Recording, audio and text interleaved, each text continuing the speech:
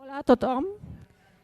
Bé, en aquesta segona conferència de la jornada ens acompanya la Jenny Silvente González.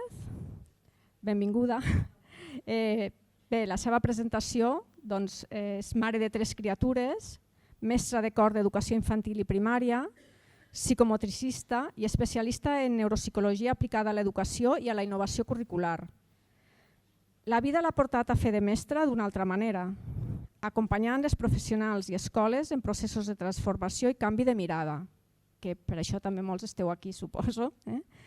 Ara també orienta famílies que senten que es pot acompanyar la infància i el joc des d'una altra manera. La conferència que avui ens presenta porta com a títol Esquemes d'acció, conèixer els moments evolutius dels infants a través del joc. Moltes gràcies per haver vingut, Jenny, i endavant, quan vulguis, tots estem expectants.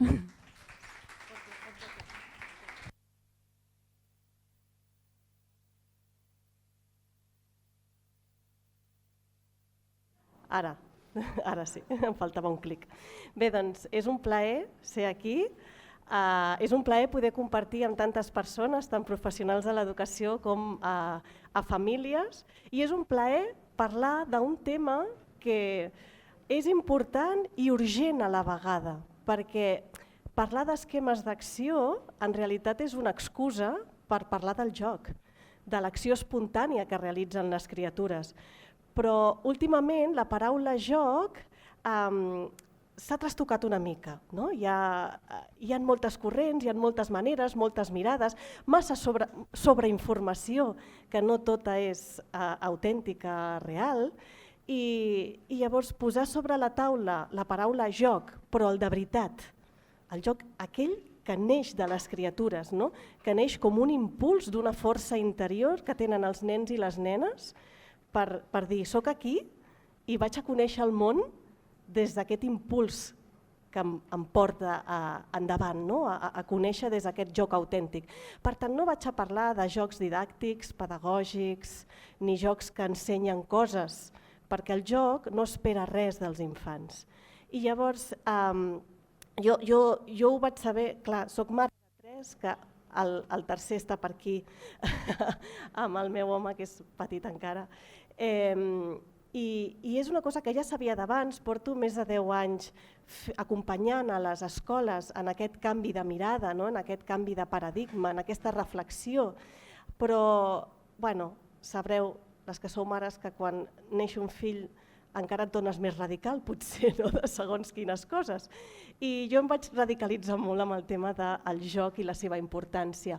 Llavors, el meu objectiu, el meu propòsit sempre és donar aquest valor, aquest espai real que té el joc de les criatures, donar-li el valor i poder observar-lo i entendre'l amb aquesta mirada que també a les persones adultes ens ajuda, perquè ens dona com la tranquil·litat, la seguretat de dir, vale, estan fent alguna cosa, no només juguen, perquè està molt bé que a tot arreu es parla de la importància que té el joc, que si el joc és vital perquè els infants creixin, però a vegades ho diem amb la boca petita perquè després hi ha aquestes forces a vegades invisibles, que ens empenyen a dir però està aprenent alguna cosa, però realment està sent útil la seva activitat o està perdent el temps, i això que ens neguiteja, llavors és, vale, faig aquest joc però està aprenent l'espàs al cos, i ara faig aquest joc però, escolta, que està fent tras, és molt important això. I la meva idea és llançar-vos anem a esborrar, anem a fer un reset de tot això. I els esquemes és una cosa que ens ajuden molt a poder veure com l'infant s'acosta al món des de qui és, sense la necessitat, en realitat, ni d'espais preparats, ni de materials específics, ni de res, perquè el joc no necessita res. El joc no neix de l'objecte, el joc neix de l'interior dels infants.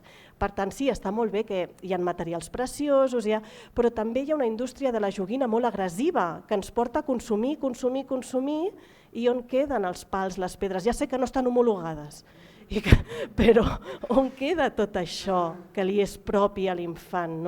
Aquella nina feta amb un tros de drap, aquella pilota feta amb boles de paper que han trobat o de robes de mocadors perquè és el que tenen, on queda? I ara mateix el joc està tan fet, tan donat, que les criatures perden una cosa molt important que els porta a fer totes aquestes accions, que és l'accés al símbol. Perquè si ja ho fa tot, quin símbol puc crear jo? Si la nina ja ho fa tot, la cuineta fa de tot, fins i tot s'encenen llums i fan sorolls, si els animals són tan hiperrealistes que no em dóna peu a imaginar que pot ser una altra cosa, etc. etc.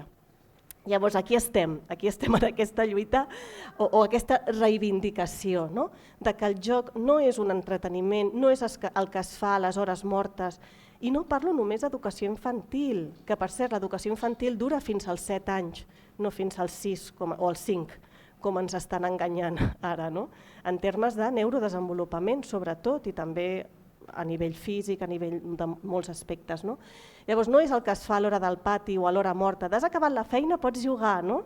O has acabat els deures, ara pots jugar, no? Ara pots fer... No, el més important és el joc, perquè és l'activitat fonamental de l'ésser, és la que construeix a l'infant. I actualment ens trobem amb criatures que diem, és que no sap jugar, és que li dono material obert i no sap què fer, està esperant la consigna de l'adult, no?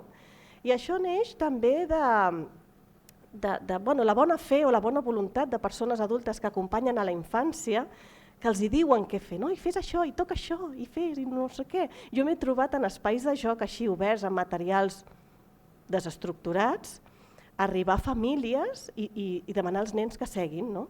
I podeu jugar, però com es juga? Dic, no hi ha instruccions, podeu fer, no? Bueno, estem aquí. Llavors, és molt important que puguem diferenciar el joc que neix de dins de l'infant, que li és propi, que és espontani, és allò que fan quan ningú els hi diu què fer. I amb això també ens hauríem de replantejar, segons quins materials els oferim, segons quines joguines o quines propostes, ja aniríem al joc dirigit.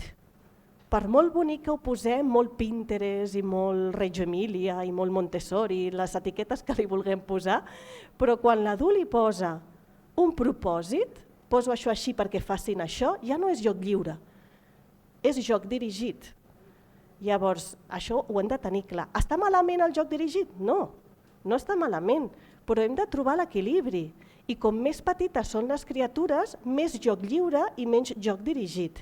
I a mesura que van creixent, és que no és perquè nosaltres els hi proposem, és que veurem que ens ho demanen, que ja arriba un punt que una mica més, i una mica més, i una mica més, fins que estem ensenyant una lliçó quan tenen 7-8 anys, perquè ja estan preparats. Però si no garantim tot aquest temps de joc espontani, tot això que són els esquemes d'acció que ara desenvoluparem, no sorgiran. I gràcies als esquemes d'acció les criatures desenvolupen el seu pensament matemàtic, científic, el llenguatge, situacions i qüestions socials, d'emocions. No cal explicar un conte per treballar les emocions ni preguntar cada matí com et sents. Jugant ho fan, de veritat. Llavors això, que tinguem clar què és cada cosa. És molt important el cos, això es considera molt en el 0-3, no? Quantes mestres hi ha aquí de 0-3? Bueno, sou poquetes. De 3-6? Hi ha algú de primària? Bien. I la resta de famílies? Bueno, també hi haurà mestre família, no? Bé, en el 0-3 s'ha fet una feina des de fa molts anys molt gran, no?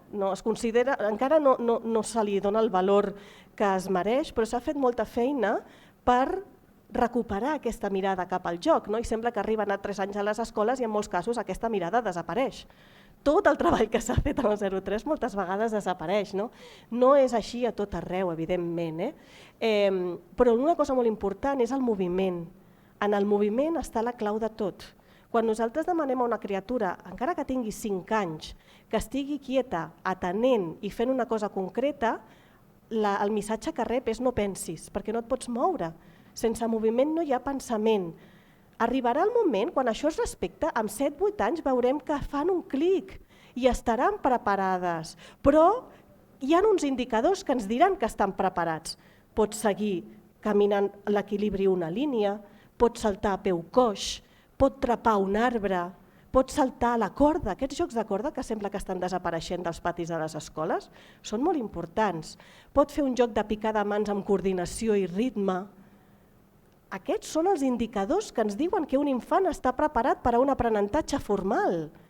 I es basen en què? En el moviment. Perquè si no, després tenim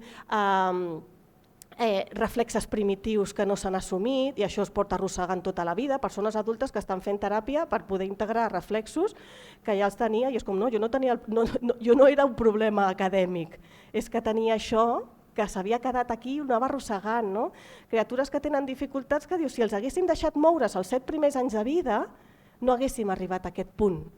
L'important que és el moviment, l'equilibri, les cançons, els contes, aquestes coses que ens feia la iaia sempre, aquestes coses que ja es feien i s'han anat perdent. No? Llavors, aquí són algunes coses del que necessita el joc lliure perquè tot això succeeixi i ara passem als esquemes d'acció. Temps sense interrupcions, mitja hora de joc lliure, 45 minuts d'ambients, encara que siguin de lliure circulació, com li vulguem dir, una hora de racons, no és suficient, no ho és.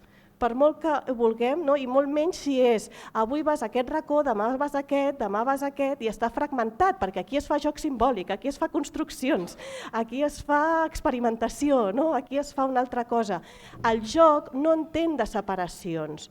Això va ser una classificació que es va fer quan es va començar a investigar sobre el joc i sobre la infància, que en aquells moments ens va anar molt bé a les persones adultes que no veiem a l'infant com més que un ésser adult en miniatura, doncs va anar molt bé, va ser molt revolucionari en el seu moment.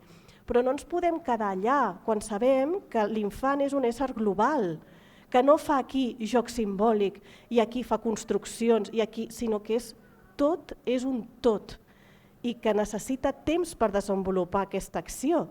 Perquè sabem que els primers 5-10 minutets pul·lulen i observen, i s'ubiquen i se situen, potser 15-20, depenent de cada criatura. Els altres minuts comencen a jugar, però encara estan més pendents del que passa a l'entorn que del joc. I ha passat mitja hora o 40 minuts quan apareix aquest moment eureka que diuen molts neuropsicòlegs, que és el moment que els infants estan tan ficats a dintre del joc que hi ha una pau i una calma. Després puja la intensitat, després torna a baixar, però ja han passat 40-45 minuts de joc i llavors quan han passat 50 diem a recollir, com però si ara justament m'he capficat en el joc, no? Llavors és molt important aquest temps sense interrupcions, a la mesura que sigui possible, evidentment. Una presència adulta respectuosa que no intenta que aprenguin res, perquè sap i confia en que els 7 primers anys de vida els infants ho troben tot a través del joc. Materials oberts i nobles, això anirem veient ara, un espai ordenat, vell, respirable, un espai preparat és el bosc, també. No cal que sigui una aula Pinterest tampoc, perquè ara al final totes les aules boniques són iguals. Mobles d'Ikea, art de Sant Martí Waldorf, blocs de fusta, sembla que al final perdem la identitat per fer calcomanies. I és on és la identitat de cada espai?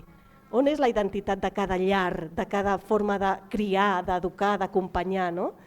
Però un espai vell que convida també és el bosc, no ens oblidem d'això. El ritme és molt important, el ritme no com una rutina, sinó com una estructura que es va repetint. Ja veurem que els esquemes d'acció es basen en la repetició, repetició, repetició, no perquè una criatura repeteixi 100.000 vegades la mateixa acció té algun trastorn. No. Hi ha altres indicadors que ens diuen si pot haver algun problema, però perquè repeteixi que posa els cotxes en fila i posa els cotxes en fila i posa... No, això és sa, és saludable, és bo. El que passa que la societat, de fet, la base dels esquemes d'acció es basa en la repetició. El que passa que la societat actual, que és el de la pressa, canvi, i a més les pantalles, que això ja és el canvi més ràpid absolut que les criatures no poden assumir ni assimilar. Llavors ens han portat com aquest ritme frenètic de he de canviar les propostes cada 15 dies, els materials s'han de canviar cada setmana, s'avorreixen o no, què passarà si s'avorreixen, la liaran, no, i hem de fer un reset molt gran en això. Perquè imagineu, el ritme La repetició dona tranquil·litat, estructura el pensament, ajuda a les criatures a orientar-se, perquè jo arribo a aquest espai i sé que trobaré les nines allà, en aquell cistell estan els mocadors de roba, en aquell cistell hi ha fustes, en aquella... No? Però quan canviem això he de tornar una altra vegada a fer meu l'espai i diem és que és un caos, és que no ajuden a endreçar, és que no ho afavorim si anem fent canvis i canvis i canvis, perquè almenys per poder ubicar-se a l'espai necessitaran 2 mesos aquestes criatures per fer-lo seu de veritat i sentir-s'hi segurs. No? Però clar, ja hem entrat en aquest ritme de anem a canviar, canviem propostes, canviem materials, canviem coses. I la clau no està en canviar perquè facin més, sinó en oferir materials tan oberts que permetin evolucionar amb el joc dels infants, sense la necessitat de canviar-los, perquè potser uns blocs de fusta de construccions, un infant d'1 any, 2 anys, veurem, els acumula en un carretó i els trasllada d'un lloc a un altre. Una criatura de 2 anys i mig els posa en filera, són els mateixos blocs. Una criatura de 3 anys fa tancaments i fica animals a dintre. Una criatura de 4 anys comença a descobrir la verticalitat i comença a fer creacions. Una criatura de 6 anys fa un minimón d'un castell on hi posa les peces i introdueix el pensament dramàtic.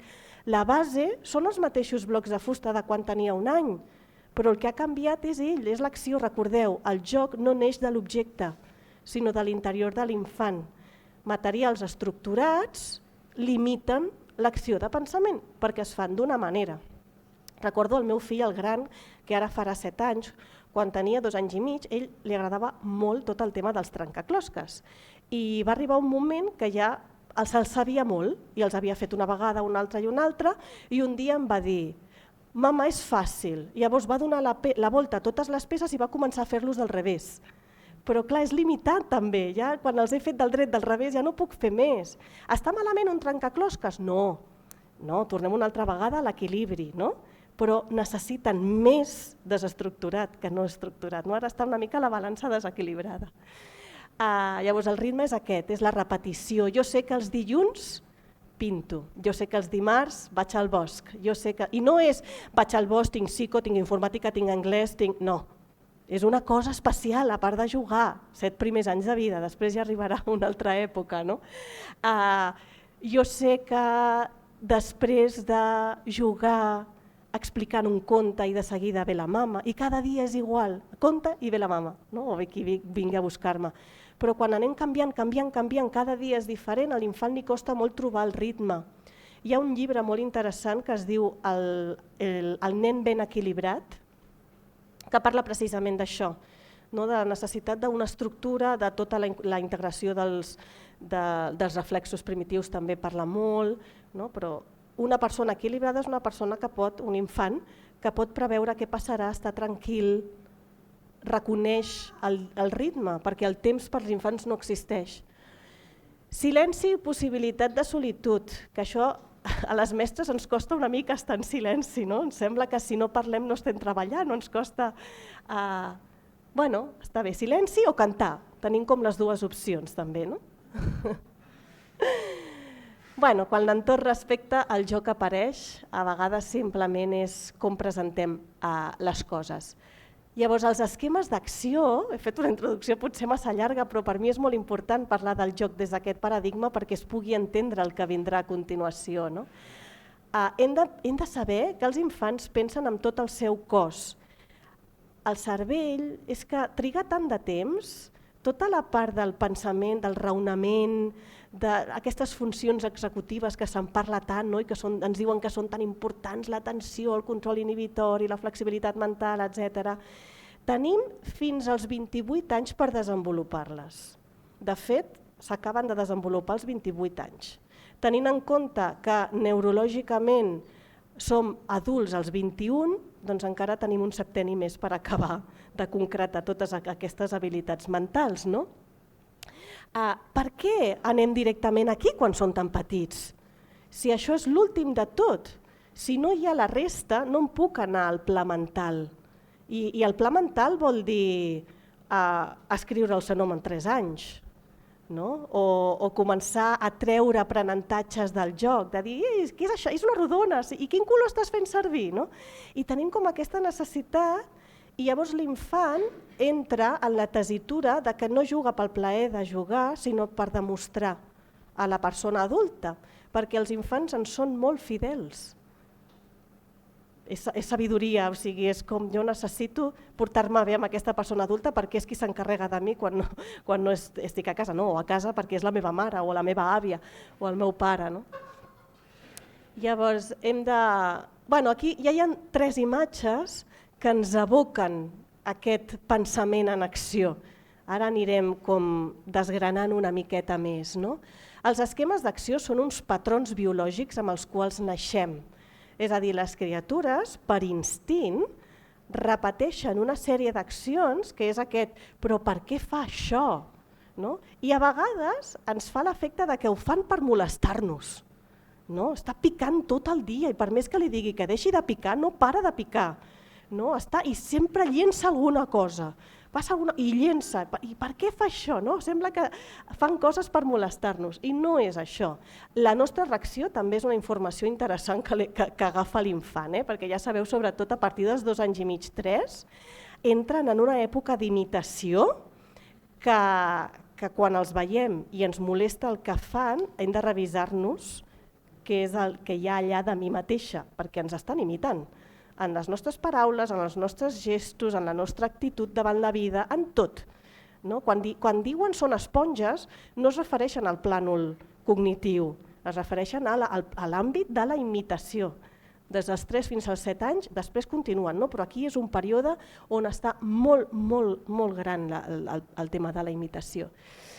Llavors, aquests esquemes d'acció corresponen al desenvolupament natural, no es poden entrenar, no són accions que puguem entrenar ni ensenyar, sí que són unes pautes o uns indicadors més aviat que ens ajuden a observar el joc des d'aquest paradigma de dir, ostres, què està fent?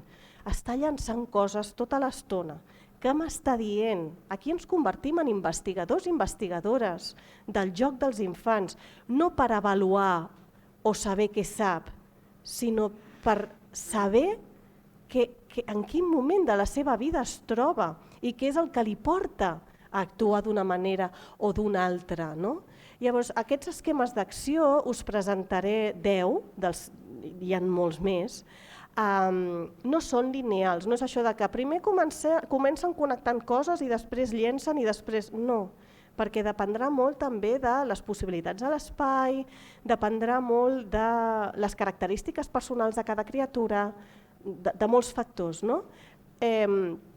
Però potser els veiem que estan molt obsessionats amb una acció en concret i estan allà molt de temps, després se'n van a una altra però no l'exploren amb tanta intensitat, després tornen a aquella primera, o sigui que en realitat les criatures, ni l'aprenentatge, ni el joc, ni les accions que fan són lineals o estructurades, sinó que segueixen més aviat un ordre intern que és propi de cada criatura i que les persones adultes hem de detectar, observar i acompanyar. Però clar, aquí hi ha un infant que ho fa d'una manera, aquí un altre que d'altra, aquí un altre d'una altra. No?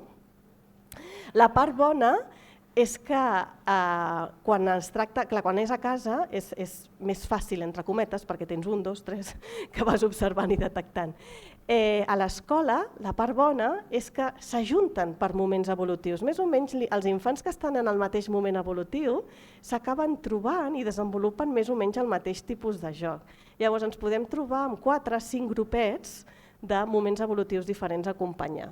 Són eines que ens ajuden com a la nostra ment quadriculada a endreçar. Llavors, mira, us vaig a presentar directament això. Us vaig a presentar tots aquests. Per què fa això? Per què cobreixen, tapen, destapen, cobreixen coses a ells mateixos, fan tancaments, per què barregen i potinegen, per què uneixen i destrueixen, per què posen en filera, per què miren cap a baix, per què fan girar coses, per què llencen coses. Doncs tot això ja des de Piaget fins a tant mestres com psicòlegs com neuropsicòlegs més contemporanis han observat i li han posat el nom d'esquemes, però com això, com una estructura que endreça internament. Internament, no podem fer res des de fora. Llavors ens trobem amb l'esquema de trajectòria. L'esquema de trajectòria és aquell que veiem quan l'infant gaudeix del desplaçament, ja sigui del seu propi cos, dels objectes, quan els veiem pujar i baixar pel tobogan repetides vegades. I a més aquí veiem un pensament científic en acció que és meravellós, perquè pugen, baixen, quan això ja veuen, com els científics, que per més que ho faci no canvia, doncs ara vaig a provar de pujar pel tobogan. O ara vaig a provar de llançar sorra pel tobogan. Clar, llavors està la persona adulta, no és llançar sorra, el tobogan serveix per baixar, no per pujar. I aquests resons que dius, calla, ara ho veurem amb uns altres ulls. El tobogan és un pla inclinat, no hi ha cap instrucció que digui que serveix per baixar assegut. No, aquesta instrucció és adulta. Llavors hem de pensar que estan explorant aquesta trajectòria i ho faran amb una pilota, ho faran amb un cotxe, amb la sorra, amb la sabata, amb el que tinguin a l'abast, perquè necessiten comprovar que tantes vegades facin la mateixa acció, el resultat sempre serà igual. I si no és igual, buscaran la manera de fer-ho diferent posant-hi variables. I si ara pujo?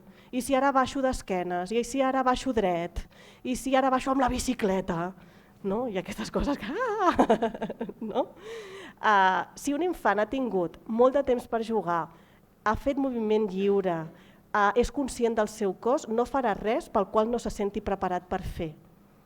Que això a casa podem saber com hem criat els nostres fills, a l'escola ja sabem que cada criatura ve d'un context diferent i hem d'anar una miqueta més, que és això, no és el mateix els nostres fills que quan són els fills d'uns altres, i hem d'anar una miqueta més amb peus a plom, però dintre de la seguretat de l'espai hem de permetre.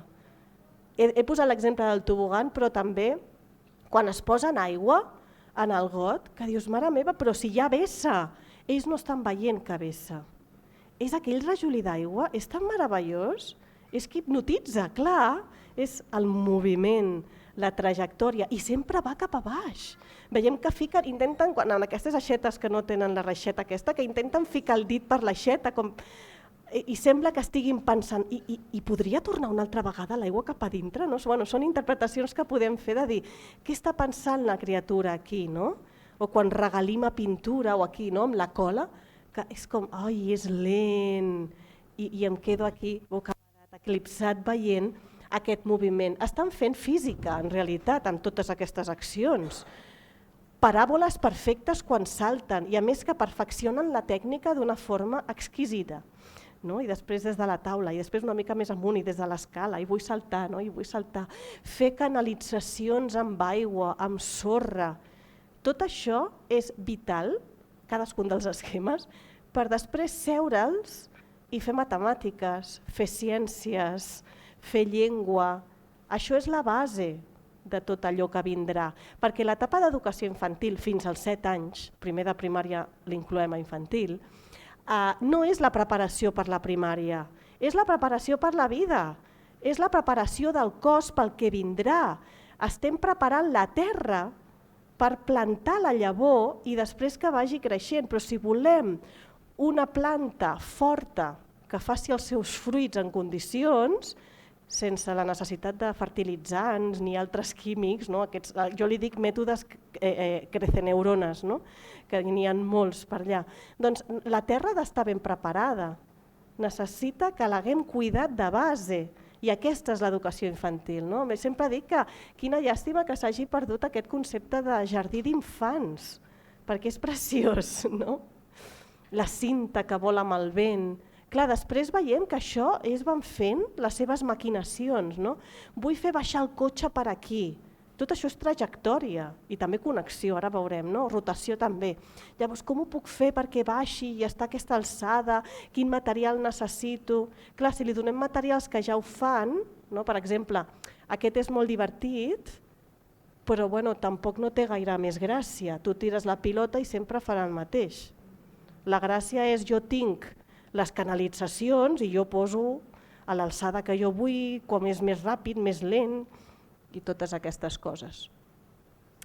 Ara crec que... És que hi ha molta foto i li costa una mica passar. Espera, m'he passat. Connexió. Connexió és un altre dels esquemes trajectòria és un esquema que és com d'expansió, connexió és un esquema que és més de contenció. Ja sabeu, les criatures estan sempre en moviments així, no és com una respiració, moments d'inspiració, moments d'expiració, no? I hem d'intentar reconèixer aquests moments per avançar-nos, perquè quan estan en un moment d'inspiració es pot fer un joc més cuidat, es poden explicar els contes que poden estar asseguts escoltant, es poden fer dinàmiques, però quan estan en un moment d'expiració és com hem de sortir fora, ens hem de gronxar, hem de fer equilibris, hem de trepar els arbres, hem de córrer, hem de cridar, hem de jugar amb la sorra, hem de jugar amb l'aigua, no? I després torna una altra vegada l'inspiració i després torna l'expiració. Avançar-nos, això és molt important pel benestar, tant mental de les persones adultes que acompanyem com de les criatures, no? Però això implica una altra organització a les escoles, ara parlo de les escoles, perquè potser hi ha grups que necessiten començar al pati i després entrar. Hi ha d'altres que fins a les 11 poden estar dintre i després a les 11 ja sí que necessiten sortir a l'exterior, però estar-s'hi una hora sencera o una hora i mitja. No? I cada grup és que necessita una cosa diferent. No? Llavors, la connexió és la necessitat, no? L'exploració de que el tot està format per unes parts i aquestes parts, quan les unim, creen un tot. Pot ser aquell o un altre, no? És la part i el tot. Hi ha molts materials, Frebel, per exemple, que va crear totes aquestes caixetes, treballava molt aquests conceptes de la part i el tot, amb uns cubs, que d'aquí després va sortir el joc de construccions, va sortir tot el material sensorial de Montessori, no sigui, però la base va ser tots els GIFs que li deia Frebel. No? Llavors, quan estan jugant amb les construccions, quan després hi ha més grans, no? Que aquests maker labs que comencen a unir coses i enganxar i fan servir el celo i la cola per absolutament tot, i la grapadora i tot, no? Bueno, veieu, és com, i enganxar amb pinces i després trencar, fer trossets de paper el més petits possible, no? O quan volen el menjar que no se'l tallin, i després el volen a trossets molt petits, no? I és que és això, no? És com el tot i la part, i van jugant, i construeixo una construcció i la desmunto, la destrueixo i torno a crear-ne una altra. I estan fent tot aquest raonament matemàtic i científic. Un altre dels esquemes és el de posició. L'esquema de posició potser és un dels més evidents i és un dels que més em pregunten quan faig assessories, sobretot famílies o mestres de casos en concrets, em pregunten, escolta, aquesta criatura està fent això tota l'estona? Pot ser que hi hagi algun tema de TEA? Pot ser que... I és com, bueno, és un indicador, n'hi ha tants per valorar si està dintre de l'espectre o no, que no ens podem quedar només en que posa coses en filera, tota l'estona està endreçant del més gran al més petit, classifica per colors, classifica per... És un patró biològic, natural, normal i sa que fan les criatures. Ja us he dit que a vegades hi ha criatures que viuen més intensament un esquema i repeteixen més intensament unes accions, el de rotació també pot generar confusions, no? Amb les rodes i tot això. S'ha d'observar amb molta cura totes aquestes coses. I hem de veure, perquè potser aquesta criatura que està fent fileres i posa tots els animals. I veiem que un dia només posa els cavalls. I l'altre dia està posant del més gran al més petit. Aquí hi ha una evolució en l'acció. La base és la mateixa, que és endreçar, però hi ha una evolució en l'acció. I això també et dona... t'explica, no? Quin pensament està desenvolupant. Però no, és millor fer activitats de lògica matemàtica, no? On posem uns plats amb classificadors i els donem uns ossets de colors i de diferents mides perquè posin aquí els blaus, aquí els verds. Però si això surt sol del joc, si deixem el temps que requereixen les coses, això surt sol, perquè el pensament lògic és nostre, naixem amb ell. Així com l'escriptolectura no, que és un procés artificial que s'ha de preparar molt bé el cos i la ment, el pensament lògic matemàtic ens és propi com a éssers humans. Llavors, si deixem l'espai, seriacions, patrons, simetries, classificacions, agrupacions, tot això surt del joc. Ara hem de desenvolupar la mirada per poder detectar-ho també. però fan aquestes coses, no? De classificar, veieu aquí els animals, tots en filera, els cavalls, aviars de grany, bueno, tot en filareta. Aquesta va ser molt, molt, molt bonica, va ser en una classe de 5 anys, és que és preciosa perquè fixeu-vos, totes les rodones, després és el patró de rodona, triangle i números i lletres, no? I el que em sobra. Llavors, bueno, de blaus només em quedava una rodona, doncs, però jo sé que he de continuar amb els triangles. I aquest pensament és tan meravellós i és un moment que dius, potser dius, aquesta nena està perdent el temps allà amb els imants, va estar com mitja hora jugant, provant, està perdent el temps. Clar, fixem-nos bé en el que estan fent i no cal que anem allà i diem, oh, mira que bonic, has fet una sèrie, no? Que hi ha un patró aquí que jo ho puc llegir. No cal, això ja arribarà més endavant.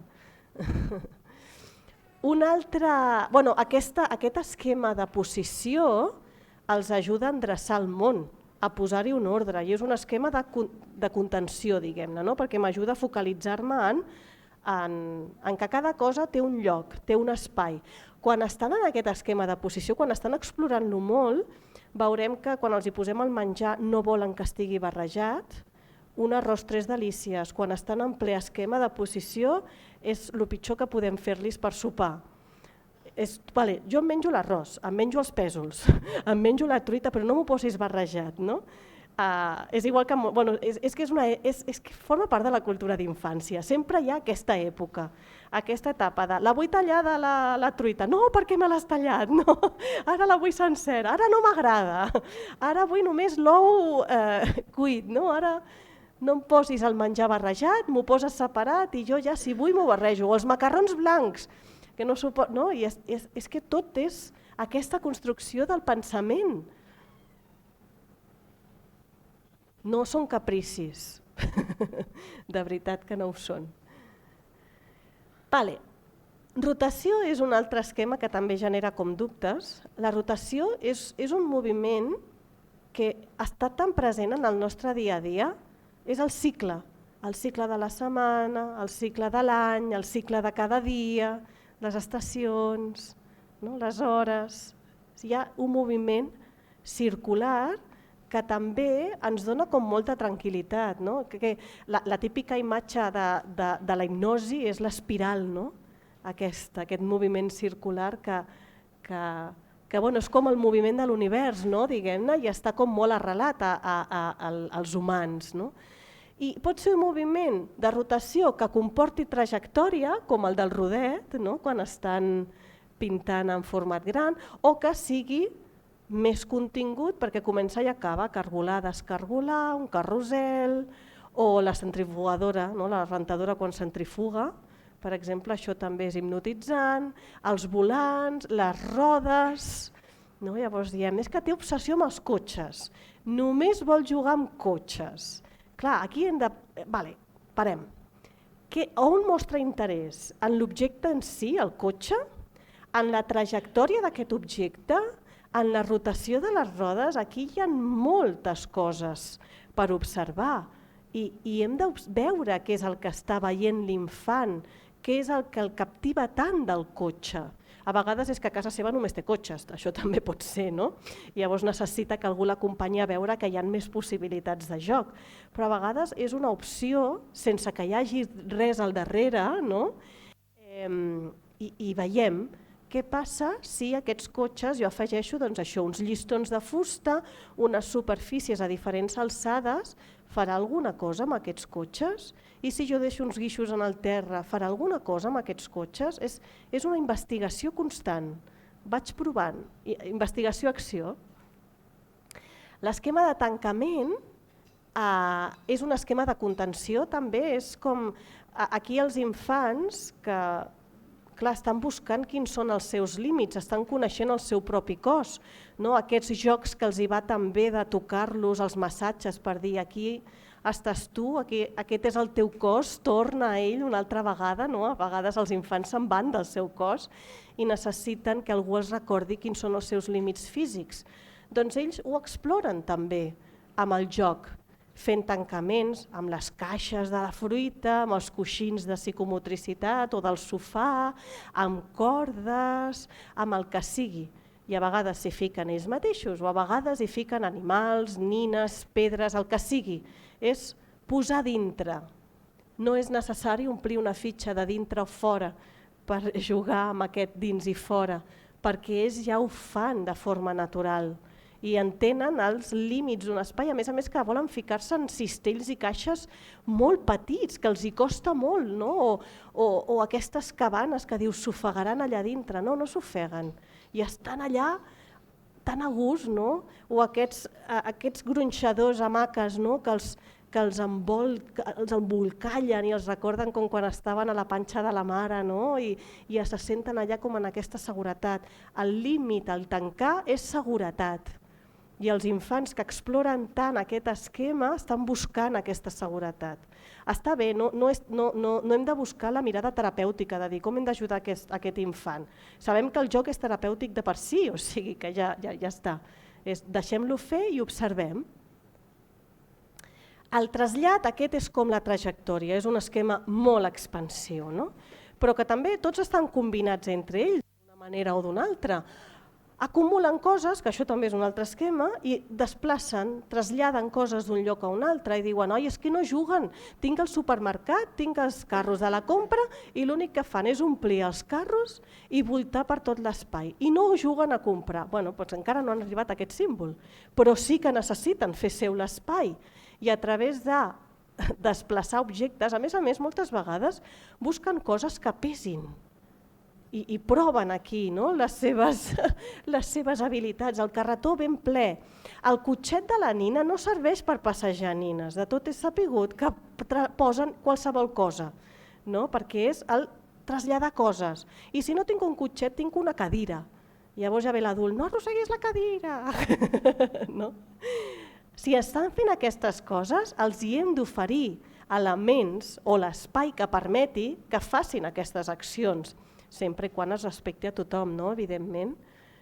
Però mira aquí, per exemple, és el meu fill gran quan tenia 2 anys i va haver una època que constantment estava fent això. Una feinada perquè a més començava que cansat, i anava agafant totes les cistelles, les traslladava a un altre lloc i ara les cadires, però no ho feia amb pressa, però estava superconcentrat i vinga, una i l'altra, i quan acabava es quedava així i deia, ja està, i tan satisfet de la seva feina. I clar, llavors ve l'adult, ara hem de recollir! I per ells no és el sentit de estic desendreçant i després he de recollir. Aquest sentit d'endreça pel benestar de la comunitat potser cap als 6 anys comença a aparèixer. Potser. La consciència de que no estic sol en el grup és una habilitat i molts adults encara no la tenen, aquesta consciència, és veritat. Però en termes naturals, imaginem que són criatures que han tingut temps per jugar, per estar amb els altres, aquest acompanyament, doncs clar, veiem que potser en els grups de 5-6 anys no costa tant recollir, si s'ha fet amb aquest respecte, com en un grup de 3-4 anys. És que no ho acaben d'entendre així ells. Però això, i veiem que busquen, i si els oferim sacs de sorra, i ells buscaran agafar-los amb el pes o posar-los en els carretons i traslladar-los d'un lloc a un altre, també té a veure amb aquests reflexes primitius que s'han d'integrar i amb aquesta vivència del cos per arribar al pensament. A l'escola dels meus fills, a l'aula d'infantil, tenen una gallina feta de llana. És res, és un quadradet de llana que després tu doblegues per la meitat i coses i fas com la cresta i la gallina. Però la gallina és així. I a dintre està plena de sorra. Té una bossa plena de sorra. Allò és la joguina preferida de tots. Traslladen la gallina d'un lloc a un altre, la porten cap aquí, cap allà, i veus que els hi costa, perquè clar, més la sorra, com que la gallina es desmunta per totes bandes. Això ens dona molta informació propioceptiva, és molt important. I són infants fins a 6 anys que estan en aquella aula, o sigui que no és només escola bressol això, el que estic dient. Cobertura. L'esquema de cobertura no està vinculat amb la reposteria, però les criatures també cobreixen coses. Comença potser amb el joc del tat que també està vinculat a aquesta angoixa per pèrdua de la mare, l'angoixa de separació, etc. Però després veiem que es comencen a cobrir ells mateixos, amb roba i capes de roba, i volen posar-se tota la roba de l'armari, o fan alguna construcció, creació i la tapen, i un mocador, i un altre, una manta. I dius, i ara per què ho tapen? No? O ells mateixos es fiquen, és com el tancament, però com una miqueta més ofegat i estret, diguem-ne, o els hi posem pintura i innocents de nosaltres els hi deixem els pinzells al costat. Però clar, no, perquè amb les mans i estan cobrint-se el seu cos. Tornem una altra vegada, també és un esquema que ens dona informació dels límits propis i dels altres. I també amb aquesta permanència de l'objecte, perquè jo puc tapar un objecte, jo puc tapar un tronc, però jo sé que el tronc continua allà i a més estic veient la silueta, la forma, continua insinuant-se la forma d'aquest objecte. O sigui, més enllà del tat, passen coses amb aquestes accions. I clar, després ja apareix tota l'etapa de les cabanes, però clar, si ja tenen el tipi o la caseta per entrar i sortir, quina gràcia, si la gràcia és construir jo la meva pròpia casa i no es necessita res més que cadires, pinces, agulles d'estendre, mocadors de tela, llençols, cordes, no es necessita res més. Qui no ha fet? Jo recordo que feia servir l'estenedor d'alumini de la meva mare i li demanava llençols i ja està, jo ja era la nena més feliç del món a dintre d'aquella caseta i no es necessitava res. En quin moment hem pensat que els nens necessiten moltes coses per entretenir-se? No? És una llàstima això. I també el tema d'embolicar. Arriba un moment que comencen a fer regals i emboliquen tot, el que trobin al seu voltant, siguin mocadors, siguin papers, és igual, llavors arriba el moment de dir és que no podem fer servir paper, tant de paper per fer això, ni tant de cinta ni res, anem a buscar altres opcions per fer regals. I llavors comencen a embolicar cadires i taules, i és com que... Però té a veure amb això. Veieu, aquestes activitats que es fan fotocopiades, que és un objecte en blanc i negre que només s'insinua la silueta i relacionar amb l'objecte que és, doncs és això. En la realitat són aquestes accions. O jugar amb ombres també té a veure amb aquest pensament. L'orientació. El món vist com el veiem, des de la perspectiva que sigui, l'orientació que sigui, sempre és el mateix. I veiem que giren el cap, miren per sota de les cames, que aquí també es pengen cap per avall, es posen de costat per fer coses, juguen estirats, no parlo de bebès, parlo de criatures més grans, juguen estirats i aquí sobre, miren a través de coses, colors, a través de miralls, els miralls en aquest punt és molt interessant. De fet, des de Reggio Emilia fan servir tant el tema dels miralls perquè, clar, a Reggio Emilia va néixer aquesta filosofia, aquesta manera d'entendre l'educació en un context postguerra i llavors van oferir els miralls com amb aquesta intenció o aquesta mirada de dir que quan l'infant està fent una cosa vegi que darrere seu passen coses, que no està sol en el món. Filosòficament és molt bonica aquesta aportació que ens fan des de Reggio Emilia. Però també ens trobem amb el perill que els miralls eclipsen massa i a vegades es queden allà atrapats, llavors també és un recurs que hem de fer servir amb cura. Però el món pot ser vist des de la perspectiva que vulguem, que sempre serà de la mateixa manera, de la mateixa forma, del dret, del revés, cap aquí, cap allà. I l'últim esquema que us vull presentar, hi ha molt més, hi ha esquemes corporals, hi ha esquemes gràfics, s'ha fet una investigació molt exhaustiva en aquest àmbit, però no per classificar l'infant en cadascun dels esquemes, sinó per nosaltres poder valorar aquestes accions des d'una altra perspectiva. La transformació és un esquema que està més vinculat amb tota aquesta part química, els potingues. Jo tinc un element, tinc un altre element i quan els barrejo es transformen en una cosa diferent. O tinc un element i el puc transformar, com el fang, l'argila, la plastilina, la cera. totes les activitats de cuina, de potingueo. Clar, què passa? Veurem que les criatures que estan més endinsades en l'esquema de posició, aquest esquema no volen saber absolutament res. Embrutar-me jo? Ni tu pensis, no?, que ficaré els peus en aquest bassal o que treballaré la massa dels panellets amb les mans. No. Tot és respectable, cadascú, però després potser passen cap aquí i van cap a l'altre. Tots són com etapes. No? Poso també altres perquè aquests esquemes, després clar, no dona temps aquí a desenvolupar-ho, però aquests són com els esquemes bàsics que es veuen això, sobretot molt fins als 7-8 anys, i després hi ha esquemes emergents, hi ha esquemes secundaris i ho podem traslladar fins als 14-16 anys perfectament, perquè tot això porta a un altre tipus de pensament més elaborat i ens porta de la part d'experiència, ens porta a concretar-la i a conquerir l'abstracció a través d'aquestes accions. Però això ja és una altra cosa.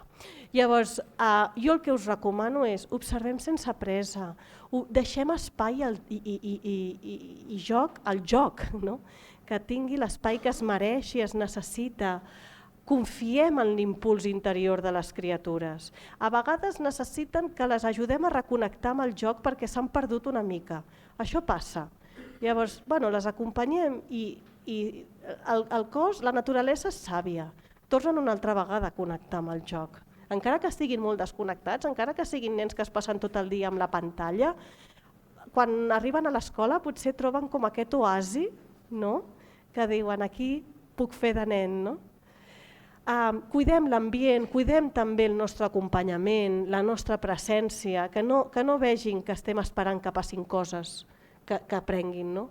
I ens preguntem amb curiositat, ens fem preguntes sobre el que fan les criatures, però no per encasillar-les o per avaluar-les, sinó per realment comprendre, conèixer-les de veritat, no? Des d'aquesta estima que les tenim, no? Siguem o com a mare, o pare, o com a mestre. No? Al final ens estimem a tots els nostres alumnes.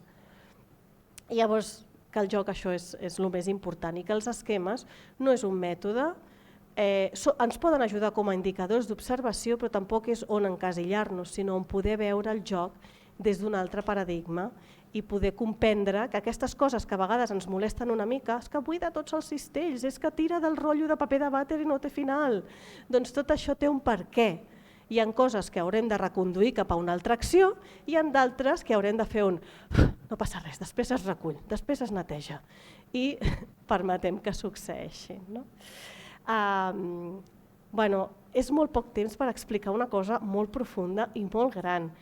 Ara, si algú té alguna pregunta o vol exposar alguna experiència, no sé, tenim com una estoneta molt curta, no crec, no tenim gaire temps, però si algú vol fer alguna aportació.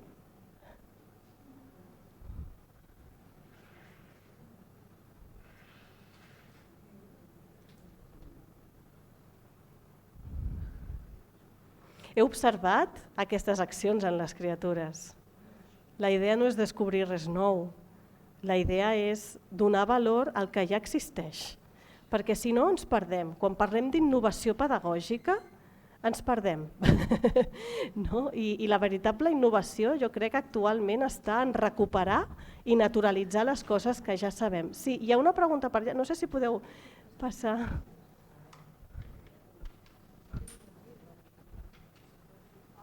No està connectat. Hola. Nosaltres, això que nosaltres, clar, estem amb ràtios molt altes. Llavors, ens és molt difícil deixar un joc pròpiament com a joc perquè és que és impossible. Nosaltres a I2 tenim unes ràtios de 20 i cada any hi ha un augment de ràtio 21-22. Que sobre nosaltres, totes ens agradaria treballar així, però és inviable. Però quin és el problema de deixar jugar? Ja clar, les ràtios tan altes a l'aula, vull dir, arriba un punt que sí que pots deixar jugar estones, però tot el dia seria una disbauxa, pares d'anar moments tranquils perquè és inviable estar tot el dia jugant. També hi ha l'hora de canvis, hi ha l'hora dels hàbits, hi ha l'hora d'esmorzar, hi ha moltes hores, no? I nosaltres ens és inviable poder estar amb una llibertat. Si comencen, jo què sé, amb l'aigua, ha de ser un joc controlat. Clar, evidentment. Però, clar, el joc lliure no vol dir no tenir límits i normes, que a vegades es confon la llibertat amb el llibertinatge, perquè jo puc oferir l'aigua a l'exterior, però et donaré una garrafa de 5 litres amb un dispensador i aquesta és l'aigua que tenim per jugar, no? Però ja t'ho estic permetent, no? Sí, però després aquests nens s'han de canviar, sí. Són 20. Clar, però confiem. Jo he acompanyat a infants en aules barrejats de 1 i 2 anys i al final potser necessitem més temps, però ells van fent. Un nen de 2 anys pot. No dic que els nens no facin, ells fan, però vull dir, el ritme d'escola és el que és, a les 12:15 marxen i allà han de sortir endreçats mínimament. Doncs potser no és aigua, però sí que és un espai preparat perquè aculli les diferents accions dels infants des d'aquesta tranquil·litat. Sé que hi ha moltes escoles que ja treballen des d'aquesta mirada, que potser és interessant fer també com aquests viatges pedagògics, no? Hi ha moltes escoles que ho fan, de dir a una persona que lliura un dia o uns dies i se'n va a una altra escola a observar, a empapar-se del que s'està fent i després torna com de dir, vale, tot això que he vist, en la nostra realitat, en el nostre context, com ho podríem fer? No? Però hi ha moltes escoles bressol que ja funcionen des d'aquesta mirada picleriana, no? Del joc, de l'acompanyament a la quotidianitat, de tot això. Llavors és com, entenc aquesta, ostres, és que ara mateix ho veig com inviable o impossible. Vale, què puc fer? Dintre d'aquesta inviabilitat que veig, quina és la passeta que puc fer? I sempre mirem-ho cap aquí, perquè si no ens quedem bloquejades en el no puc, no, és que les ràtios, evidentment que les ràtios no acompanyen a ningú, ni a escola bressol, ni amb els més grans, ni a ningú, no? Però ens quedem amb el és que l'espai és petit, és que no tenim pressupost, és que no tenim el no sé què... Vale, d'acord, aquesta és la realitat i no la podem canviar. Llavors, dintre d'aquesta realitat, què puc fer? No? I això és una reflexió pedagògica molt profunda que crec necessària en els equips de les escoles. De dir, fins a on ens sentim còmodes d'arribar i com podem fer per arribar.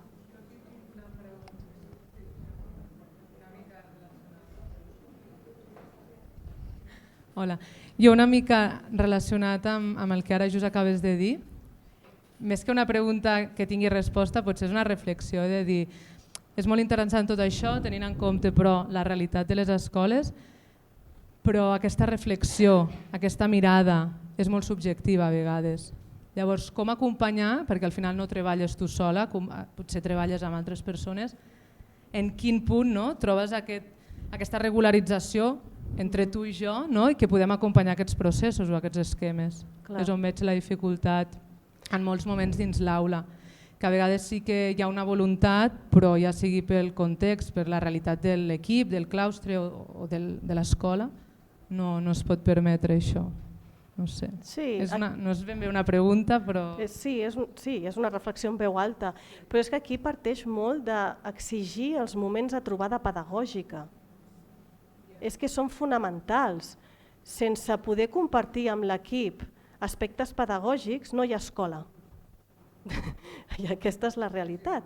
No? Llavors, que sí, doncs, jo entenc, sobretot a les escoles bressol teniu 0 temps de reunions, moltes vegades, jo ho sé, potser al 3-6 hi ha una miqueta, alguna més, no? Però sobretot és què aporto jo? O sigui, jo internament, com ho veig això? Amb aquesta mirada, amb aquesta consciència, amb aquesta reflexió, què faig jo en aquesta aula? Perquè potser és canviar el bolquer amb aquest respecte que es mereix l'infant. No? I aquesta és la meva aportació en aquest moment, que és fins jo considero que puc arribar, però no em quedo allà de, ala, ja està, ja ho he fet, no, i ara què? No? Potser és que trec material de sobres i deixo un espai més disponible i a veure què és el que passa.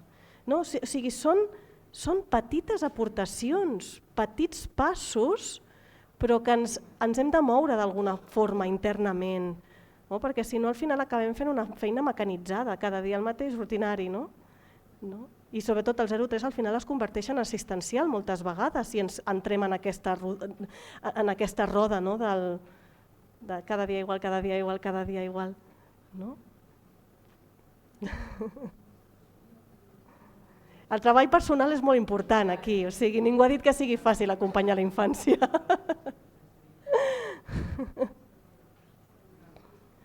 Sí, alguna cosa més que vulgueu compartir? Està bé, o sigui, el debat és necessari. I quan surten aquestes coses, a vegades ho diem des de la ràbia i la impotència, de dir, és que jo vull però no puc. No, voler és poder, llavors és fins a on considero que puc. No? Perquè estem ja en una societat que ens limita molt el pensament i l'acció. Llavors és, volem continuar així? Ui, jo és que em poso molt revolucionària amb això. Però és, ostres, què es pot fer? I us ho dic de veritat, que hi ha escoles amb les mateixes casuístiques, perquè al final són escoles del sistema, que han aconseguit fer coses molt boniques. I cadascuna, des de la seva identitat, cadascuna cosetes petites, però que al final creen una imatge d'infant, no? I comunitat, unió, bueno, això és molt important. Sí? Bueno, no us vull perquè sé que ara hi ha el cansament, la calor, la gana, totes aquestes coses. Moltes gràcies. Dir-vos que, per si a algú li interessa, tinc alguns exemplars d'un llibre que he escrit precisament sobre els esquemes d'acció, amb exemples i tota la teoria, que si a algú li interessa, doncs ara estaré aquí. I moltes gràcies per aquesta estoneta i per obrir-vos a pensar. Gràcies. Gràcies.